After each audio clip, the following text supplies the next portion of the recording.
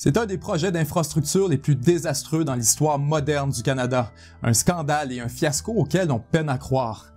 Voici l'histoire de Musquet Falls. Pour comprendre, retournons ensemble à la fin des années 60. Au Labrador, un énorme projet hydroélectrique est en construction sur la rivière Churchill, le barrage de Churchill Falls.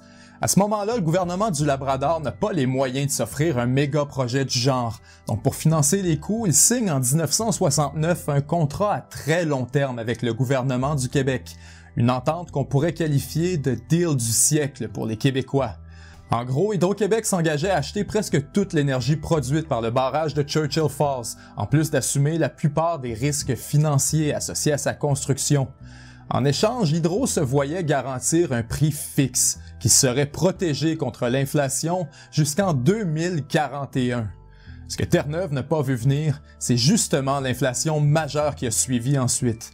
Aujourd'hui, le bloc d'énergie de Churchill Falls est le deuxième plus gros fournisseur d'Hydro-Québec après la centrale Robert Bourassa, et le prix payé pour cette électricité est absolument dérisoire. En 2018, il est évalué que le Québec avait engrangé 27,5 milliards de dollars grâce à cette entente, contre seulement 2 milliards pour Terre-Neuve et Labrador. Encore à ce jour, le contrat est la source de beaucoup de ressentiments et d'amertume envers le Québec. Terre-Neuve a souvent essayé de forcer une renégociation par la voie des tribunaux, mais n'a jamais réussi. C'est un peu avec tout ça en tête que le gouvernement de Terre-Neuve et Labrador décide de relancer un nouveau projet hydroélectrique sur la rivière Churchill, le barrage de Musquet Falls. Cette fois-ci, ils se promettent d'emblée de ne pas faire la même erreur et d'éviter Hydro-Québec à tous les détours. En fait, le premier ministre de la province vend même le projet comme étant une déclaration d'indépendance contre la domination du Québec dans le marché de l'électricité. Vous voyez un peu l'état d'esprit. Beaucoup de gens parlent alors de Musquet Falls avec des étoiles dans les yeux. Ce sera la prise 2, une opportunité de rédemption pour Terre-Neuve. En résumé, le projet était de construire un énorme barrage relié par des lignes haute tension et un câble sous-marin vers la Nouvelle-Écosse. En plus de produire de l'énergie verte et renouvelable, il serait possible de l'exporter partout en Amérique du Nord, mais surtout aux États-Unis, où le prix et la demande étaient très élevés. La cerise sur le sundae, c'est que l'énergie contournerait le Québec. Dès le début, les critiques viennent de toutes parts et sont très hostiles au projet. Ils disent que c'est complètement démesuré, que la province de 500 000 personnes n'utilisera jamais plus du tiers de l'électricité produite et que c'est complètement hors de prix. Selon les projections initiales, on parle de 6,2 milliards de dollars, ce qui revient à 12 000 dollars par habitant. Tout ça financé à 70% par endettement.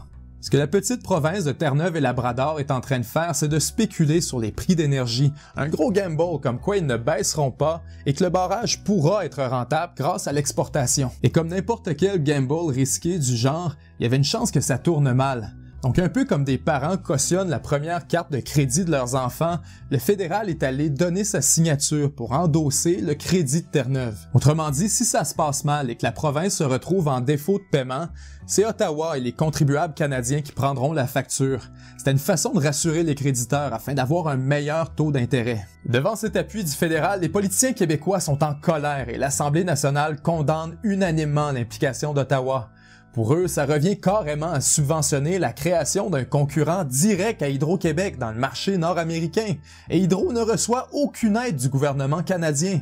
Les contribuables québécois se trouvent donc à financer, à partir de leurs taxes et impôts, un compétiteur qui nuit activement à leurs intérêts.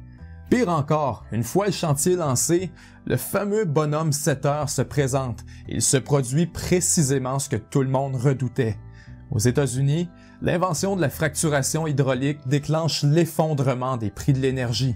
Le portrait vient drastiquement de changer pour la centrale de Musquet Falls. Et la chute des prix n'est que le cadet des problèmes parce qu'au beau milieu du chantier, on se rend compte qu'en voulant éviter l'expertise québécoise à tout prix, on a engagé une firme européenne complètement incompétente. Non seulement elle n'a aucune expérience avec le froid extrême, on constate aussi des dépassements de coûts hallucinants. Au niveau environnemental, des erreurs ont causé une grave contamination au mercure dans le futur réservoir du barrage. Lorsque la province finit par expulser en urgence le contracteur du chantier pour enfin évaluer les dégâts, les prévisions des coûts passent de 6 milliards à 13 milliards de dollars au minimum. C'est une catastrophe. On parle désormais de plus de 25 000 $ par personne, dans une province où la population est décroissante, où la situation fiscale est déjà plus que difficile et où le taux de chômage est le plus élevé au Canada. Faisons une petite expérience de pensée ensemble.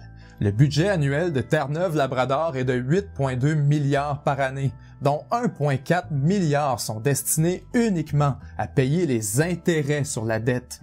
En d'autres mots, c'est comme si une personne avec un salaire de 50 000 $ payait 8 536 $ par année juste en intérêts sur sa dette. Rapidement, il est devenu clair que non seulement Musquet Falls ne sera jamais rentable, mais aussi que ce seront les contribuables canadiens et québécois qui devront inévitablement prendre l'addition de ce fiasco kafkaïen. Pour ajouter de l'insulte à l'injure, alors que l'Ontario refuse d'acheter les surplus d'Hydro-Québec, certains murmurent que le plan d'Ottawa serait d'acheminer l'électricité du Labrador jusqu'à l'Ontario afin d'éponger les déficits du projet. Pour ce faire, une ligne haute tension sera imposée sur le territoire québécois d'est en ouest. C'est ce qui se produit quand une province grosse comme la ville de Québec se fait donner un chèque en blanc par Ottawa afin de dépenser autant qu'elle le désire tout en étant cautionnée par les contribuables. Et c'est loin d'être fini, car les prix d'électricité vont tellement augmenter à cause de Musquet Falls que Terre-Neuve et Labrador demandent maintenant une enveloppe minimum de 200 millions de $ par année au gouvernement Trudeau pour amortir la hausse. Si les libéraux acceptent, les Québécois se trouveront littéralement à financer l'achat d'électricité dans une centrale au coût exorbitant qui ne sera jamais rentable, alors que nous produisons nous-mêmes des surplus qu'on essaie de vendre aux autres. C'est absurde et pathétique, et ce n'est pas un problème partisan puisque les gouvernements Trudeau et Harper sont tous les deux impliqués. Par son appui à une folie des grandeurs aussi injustifiable, le gouvernement canadien a commis une erreur de débutant qui frôle la négligence. Il a endossé une dette qu'il ne croyait naïvement jamais avoir à payer. Aujourd'hui, tout indique qu'il avait dramatiquement tort. C'était Benjamin Tremblay. À la semaine prochaine.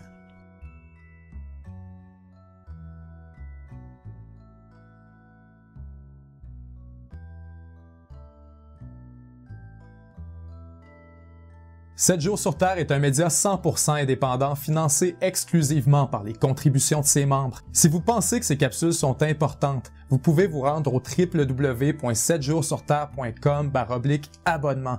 Pour seulement 3 $ par mois, vous pouvez devenir membre exclusif et nous permettre de produire encore plus de contenu de qualité.